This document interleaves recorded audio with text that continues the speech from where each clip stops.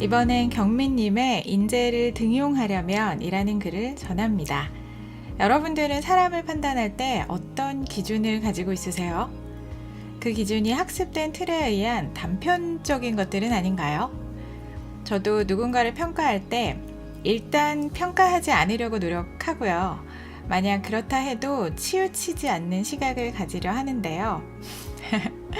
사실 노력에 비해 잘 되지는 않아요. 개인이 개인을 판단할 땐 각자의 가치관이나 다름이 있을 테지만 기업이 개인을 평가할 때는 어떨까요? 경민님의 글과 함께 한 번쯤 생각해 보시면 좋을 듯 합니다. 자, 그럼 지금부터 시작합니다.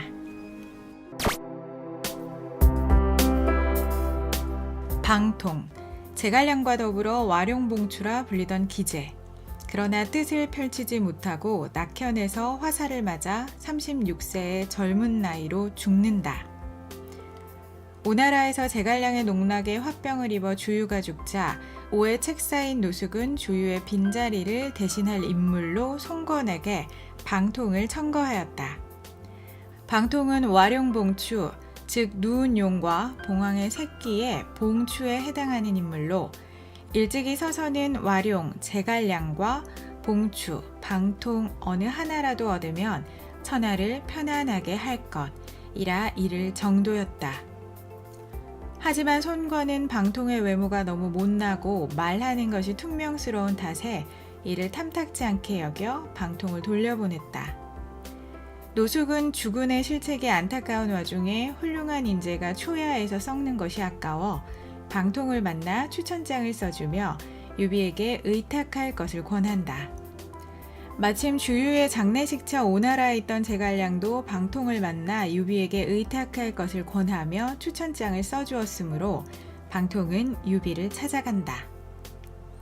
그러나 방통은 유비를 만나 일부러 노숙과 제갈량의 추천장을 보이지 않았다. 그러자 유비도 역시나 추한 외모에 실망하고 차마 내치지 못해 그를 뇌양현이라는 지방 구석의 현령으로 임명한다. 그러자 지방으로 내려간 방통은 100여일 술을 퍼마시며 전혀 업무를 보지 않았다. 주민들의 원성이 자자하고 그 소식이 본성에도 전해지자 유비는 장비를 보고 진상을 캐도록 했다. 과연 장비가 뇌양현에 이르니 방통은 술에 취해 업무를 돌보지 않고 나자빠져 있을 따름이었다. 대노한 장비가 방통을 추궁하자 방통은 코웃음을 치며 그동안 밀린 업무를 모두 가져와 처리하니 그 신속함이 이를 데 없고 공정함은 잘 벼린 칼날 같았다. 반나절 만에 장비의 눈앞에서 일을 끝낸 방통이 아직도 내가 일을 처리하지 않는다고 하는가 하자 그제야 장비는 방통의 신묘함을 깨닫고 군사 대우를 하며 유비에게 찾아갔다.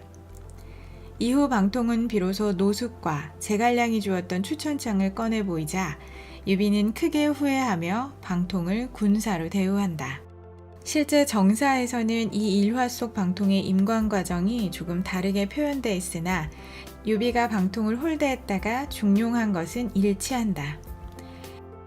이 일화의 핵심은 외형적인 판단 요소가 실제 일처리에는 아무런 연관관계가 없음을 내포하는데 스펙 만능주의인 요즘 시대에도 적절히 들어맞는 이야기다.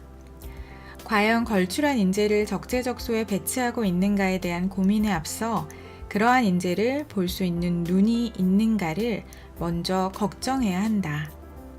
즉, 인사를 담당하는 책임자라면 일반적인 통념에서 스펙의 기준을 참고하느라 우리 집단의 정책과 비전에 부합하지도 않는 인재 정책을 잘못 채택하고 있는 것은 아닌지 정확하게 판단해 볼 일인 것이다.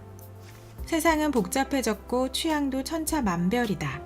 때문에 보다 다양한 형태의 전문가가 필요해졌다.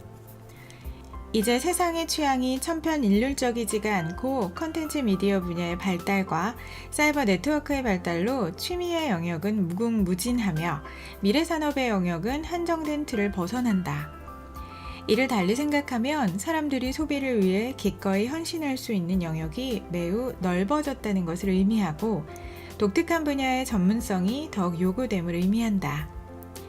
일례로 게임 산업이 발달하면서 게임을 학문적으로 연구하는 시도가 생겨났듯이 요즘 건전한 덕후가 주목받는 이유가 이 때문이다.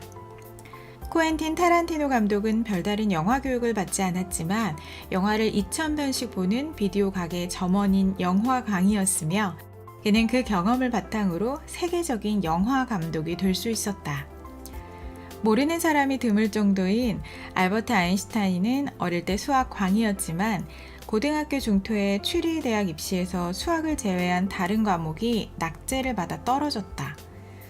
그러나 학장은 오직 그의 범상치 않은 수학 답안지만을 보고 가능성을 발견해 김나지움에서 다른 소양을 쌓게 한 뒤 무시험 입학을 하는 조건으로 그를 받아들였고 훗날 모두가 잘 아는 상대성 이론의 재창가가 된다. 일전에 거의 모든 차종의 외형과 재원을 외워 CCTV의 잔상만 보고 범인의 차량을 특정한 어린아이의 일을 기억하는가? 베테랑 형사들도 하지 못한 일을 해낸 이 아이의 미래에서 어떤 가능성이 엿보이지 않는가? 혹은 레고를 이용해 시각장애인을 위한 점자 프린터를 개발해 세계를 놀라게 한 중학생은 어떠한가? 한편 잘못된 인재를 등용해 끔찍한 사태를 야기하는 것은 멀리 볼 것도 없이 일전에 있었던 메르스 사태만 봐도 알 수 있다. 공중보건학에 대한 제대로 된 지식도 없는 경제 전문가를 고위 공무원의 동료 전용, 즉 부품 돌려막기 격으로 보건복지부 장관에 임명해 병이 창궐한 것은 물론이고 그에 따른 막대한 부가적, 경제적 피해가 발생한 것은 애초에 단추가 잘못 꿰어진 탓이 적지 않다고 할 수 있다. 이처럼 기업이든 공공기관이든 인재 등용에 포커스를 맞춰야 할 부분은 외형적인 범용성보다는 해당 인재에 깊이 숨어있는 비범성을 끌어낼 수 있는 집중력이다. 해당 과제에 정말로 가장 절실히 요구되는 능력과 지식은 무엇이며 과연 이것이 실제로 의미가 있는 것이며 이를 발휘할 수 있는 인재를 어떻게 발굴해낼 것인지 보다 근본적인 해안이 필요하다. 이는 두 가지 측면으로 방통처럼 봉황에게 참새일을 시키고 있는 것은 아닌지 의심해 보아야 한다. 또 하나는 독수리가 필요한데 치타를 뽑는 시험 관물을 만들고 있는 것은 아닌지 의심해 보아야 한다. 대오는 커다란 앞발과 강한 이빨로 큰 짐승을 물어뜯는 일에 능하다. 그런 대오에게 작은 낚싯대를 쥐어주고 강가에 앉아 물고기나 잡고 있으면 잘 잡을 수도 없거니와 도리어 더 큰 것을 잡을 수 있음에도 비효율적인 낭비를 초래하는 셈이다. 만일 배가 고픈데 대오가 곁에 있어준다면 그가 이빨을 드러내고 강인한 앞발로 산을 휘저을 수 있게 해야 한다. 그리고 그 모습을 보고 어떻게 고기를 얻을 것인지 생각해야 한다. 마찬가지로 독수리와 치타가 땅 위에서 견주면 독수리가 이길 재간이 없다. 반대의 경우도 마찬가지다. 어떤 일에 한 해를 빠르게 나는 능력이 필요한데 속도만을 측정하게 된다면 땅에서 독수리의 속도를 측정하는 우를 범할 수도 있는 것이다. 그러므로 어떤 특정한 비범함을 끌어내고 싶다면 그 비범함을 시험하는 일 또한 기존의 틀을 벗어난 색다른 것이어야 한다.